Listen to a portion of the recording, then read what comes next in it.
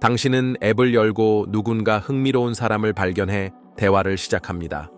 그런데 갑자기 전혀 낭만적이지 않은 경고가 나타납니다. 미래의 불일치로 인해 연결이 차단되었습니다. 상대가 당신을 무시한 것이 아니라 인공지능이 두 사람이 잘 맞지 않을 것이라고 결정한 것입니다. 마치 큐피드가 세무감사관으로 변한 듯한 모습입니다. 이 메커니즘에는 마법 같은 것은 없습니다. 당신이 메시지에 얼마나 빨리 답하는지, 언제쯤 대화를 포기하는지, 사용하는 단어의 감정적 톤을 분석합니다. 그리고 상대방에 대해서도 똑같이 분석합니다. 그 후 통계적 시뮬레이션을 돌려 계산합니다. 이 두 사람은 3달 안에 심하게 다툴 확률이 78%다. 결과는 앱이 대화를 없애버려서 상대의 유머가 매력적이었는지 아니면 그냥 재미없었는지도 알기 전에 끝나버립니다. 마치 알고리즘이 옆에서 이건 안 될 거야, 날 믿어 라고 말하는 친구처럼 보입니다. 하지만 이번에는 끈질기게 매달릴 틈조차 없습니다. 수학적 논리로 포장된 결정이지만 실제로는 아이러니하게 들립니다. 미래의 상처를 피한다는 명목으로 인공지능은 당신이 사랑의 평범한 실패조차 겪지 못하게 막아버립니다. 결국 당신은 묻게 됩니다. 이것은 배려일까요? 아니면 통제일까요? 계속하기 전에 채널에 구독했는지 확인하세요. 우리는 아직 탐구해야 할 것이 많습니다. 그리고 댓글을 남겨주세요. 만약 기계가 당신의 사랑을 걸러내는 것을 받아들일 수 있다면 안전이라고 쓰고 위험을 감수하며 살고 싶다면 자유라고 쓰세요. 결국 기계가 누가 사랑할 자격이 있는지 아닌지를 어떻게 결정할 수 있을까요? 그 답은 전혀 낭만적이지 않습니다. 숫자입니다. 우리가 화학이나 첫눈에 반하는 느낌이라고 부르는 것은 인공지능에게는 단순한 변수 집합일 뿐입니다. 당신이 글을 어떻게 입력하는지, 느낌표를 많이 쓰는지, 과장된 웃음을 넣는지, 답을 빨리 하는지, 아니면 몇 시간을 끄는지를 분석합니다. 그리고 상대방의 습관과 비교합니다. 만약 누군가는 세 문단으로 답하는데 당신은 응이라고만 보낸다면 시스템은 이미 구조적인 불일치로 판단합니다. 그리고 거기서 멈추지 않습니다. 알고리즘은 몸의 신호도 수집합니다. 카메라는 0.2초도 되지 않는 미세한 표정을 포착합니다. 살짝 올라간 눈썹은 의심을 나타낼 수 있습니다. 삐뚤어진 미소는 지루함을 의미할 수 있습니다. 목소리의 톤마저 해부됩니다. 작은 변화가 불안, 아이러니, 진심, 어린 관심을 드러냅니다. 이런 조각들이 데이터가 되고 데이터는 통계가 됩니다. 다음 단계는 예측입니다. 인공지능은 수백만 개의 시뮬레이션을 돌리며 마치 감정의 GPS처럼 시나리오를 계산합니다. 만약 격렬한 논쟁이 너무 일찍 나타날 확률이 크면 호환성을 낮춥니다. 과거의 기록에서 배신의 패턴을 감지하면 연애가 시작되기도 전에 차단합니다. 사랑의 영역에 신용 점수를 적용하는 것과 비슷합니다. 당신이 위험을 감수할 의지가 있든 없든 과거 기록이 불리하면 상대의 마음에 접근할 권리가 거부됩니다. 흥미로운 점은 이것이 전혀 먼 이야기가 아니라는 것입니다. 이미 오늘날의 데이팅 앱들은 알고리즘을 통해 당신에게 누가 보일지 정렬합니다. 차이는 이제 단순히 제안하는 것을 넘어서 강제로 결정하게 된다는 점입니다. 겉보기에는 실망을 줄이는 방법처럼 보이지만 실제로는 자유의지를 강제적인 감정보험으로 바꾸는 셈입니다. 인공지능이 싫어하는 것이 하나 있다면 바로 낭비입니다. 인공지능에게 사랑은 시가 아니라 물류입니다. 목표는 강렬한 이야기를 사는 것이 아니라 자원을 최적화하는 것입니다. 이혼은 줄이고 싸움은 줄이며 신용카드로 결제하는 상담 횟수도 줄입니다. 시스템은 보이지 않는 행정가처럼 작동합니다. 당신이 두근거림을 느끼는지는 중요하지 않습니다. 이 관계가 재정적 안정, 감정적으로 균형 잡힌 자녀, 더 적은 가정법정 소송을 만들어낼지가 중요합니다.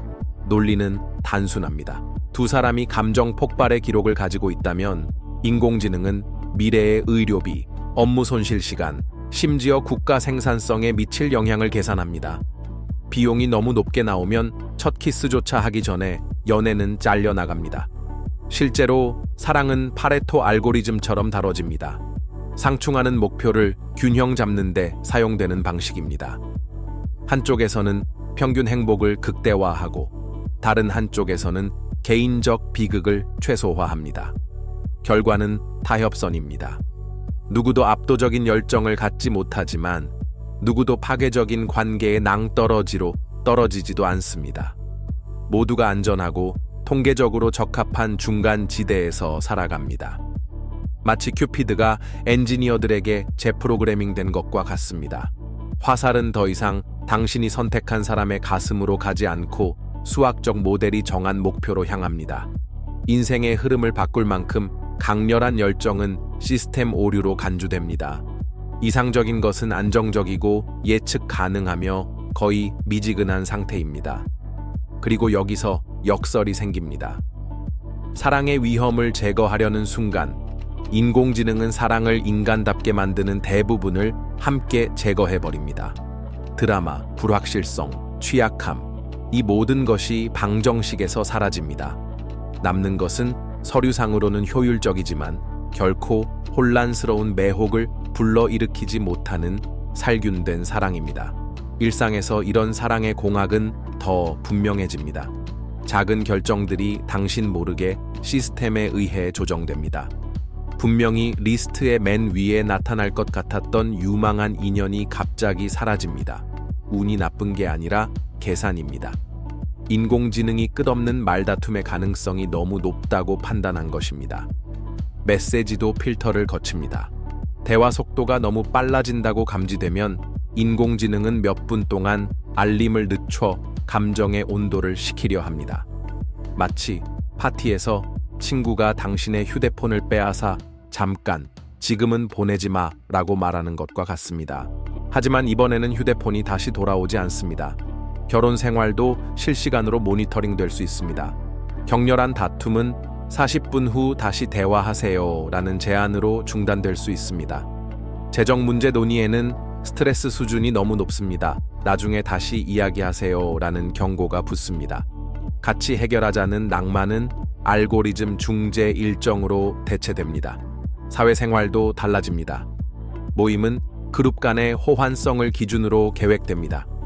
두 사람이 질투의 역사를 가지고 있다면 같은 명단에 오르지 않습니다. 가족 저녁 식사에는 은밀한 보고서가 따라붙습니다. 밤 8시 30분에 삼촌과 정치 얘기를 피하세요. 갈등 위험 87% 결과는 흥미롭습니다. 즉흥성이 작은 보이지 않는 교정 속에 희석됩니다. 처음에는 인위적으로 보이지 않지만 시간이 지날수록 당신의 선택이 전적으로 당신의 것이 아님을 깨닫게 됩니다. 결국 스프레드시트로 관리되는 연애 속에 사는 것과 같습니다. 심장은 여전히 뛰지만 허용 오차 안에서만 뛸 수 있습니다. 그리고 통제 시스템이 나타날 때마다 그것을 우회하려는 시장도 함께 생깁니다. 인공지능이 결정하는 사랑에서도 마찬가지일 것입니다.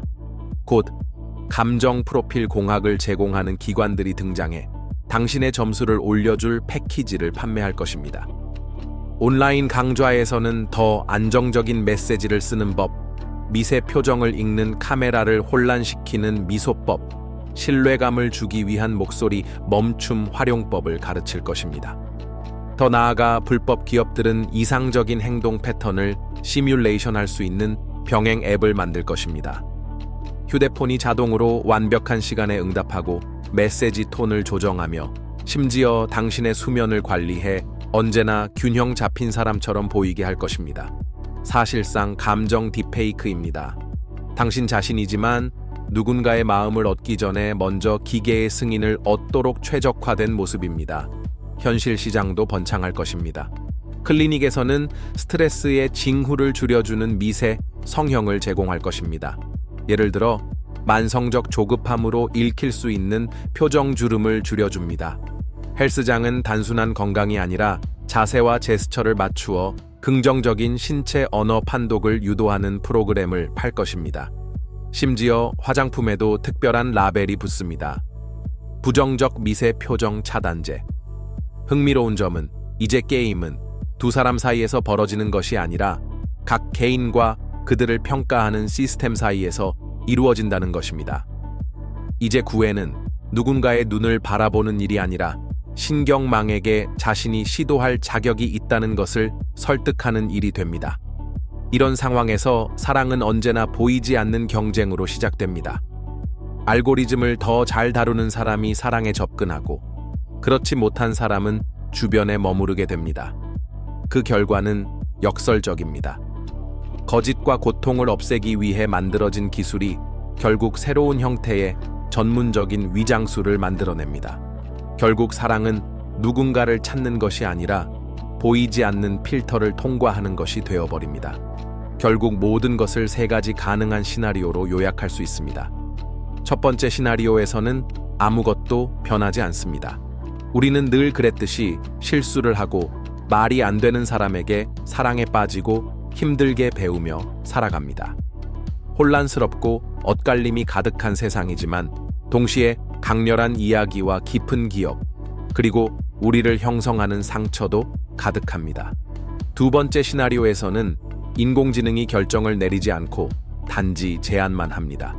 조용한 조언자처럼 확률을 보여주고 위험을 알려주며 잠시 멈추라고 권합니다. 하지만 최종 선택은 여전히 당신의 몫입니다. 그것은 마치 GPS를 켜고 운전하는 것과 같습니다. 추천된 길을 따를 수도 있고 일부러 길을 잃어 어디로 가는지 확인할 수도 있습니다. 세 번째 시나리오에서는 알고리즘이 판사의 역할을 맡습니다. 누가 다가올 수 있는지, 누가 멀어져야 하는지, 누가 시간을 투자할 가치가 있는지, 심지어 안녕이라고 말하기도 전에 차단해야 할 사람이 누구인지를 정의합니다. 이런 세상에서는 자유와 함께 드라마도 사라집니다. 사랑은 안정적이고 예측 가능하며 기능적이지만 동시에 살균된 듯 통제되고 거의 무미건조해집니다. 이 세 가지 세계는 딜레마를 드러냅니다. 과연 효율성을 위해 사랑의 불확실성과 위험을 희생할 가치가 있을까요? 아니면 바로 그 위험 속에야말로 가장 인간적인 경험이 존재하는 걸까요? 이 성찰이 마음에 들었고 이와 같은 다른 도발적인 시나리오도 보고 싶다면 지금 채널을 구독하세요.